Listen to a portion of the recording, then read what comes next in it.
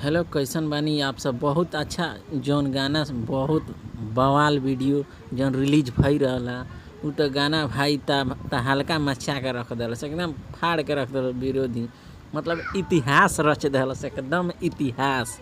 मतलब केहू नहीं खे, खेसारी लाल यादव के आगे केहू नहीं खे। पूरा भोजपुरी इंडस्ट्री में केहू नहीं खे, इतिहास रच देले खेसारी लाल यादव। बता दें कि गौले बड़े खेसारी लाल यादव और साथ में सोना सिंह गौले बड़ी। बहुत फाड़ू वीडियो सॉन्ग बावे, बहुत बिजोड़ सॉन्ग बावे, उनके इतिहास तो रचिए दिला बा। और एक राइटर में अखिलेश कश्यप जौन हिट मशीन के हिट राइटर हुआ, और विशाल भारती साथ में बाणे। म्यूजिक तो श्याम सुंदर के, जब भी श्याम सुंदर के म्यूजिक आवाला तो एकदम गर्दा उड़ा कर रख देला। तो बहुत बिजोड़ म्यूजिक भी दिले बने श्याम सुंदर।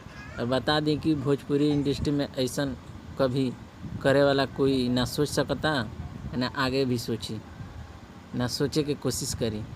बता दी इतना बड़ा रिकॉर्ड बन गया बा खेसारी लाल यादव के, इतिहास बन गया बा कि हिट मशीन, ट्रेंडिंग स्टार, दबंग स्टार, रिकॉर्ड मशीन। तो गाना तो सुन ही होखम लो आप लोग, मंगर के परीक्षा जाई 2 घंटा में भैया 11 लाख व्यू। इतिहास में पहली बार भइल बा 2 घंटा में 11 लाख। तो चलिए, थैंक यू। हम मिले अगला वीडियो में, और फिर से आप लोग को एक नया खबर लेकर आए, नया बवाल खबर। तब तक के लिए चैनल को जरूर भैया सब्सक्राइब कर लो आप सब ज़्यादा से ज़्यादा, और कमेंट करके बताएं वीडियो कैसन लगल, और लाइक भी करें।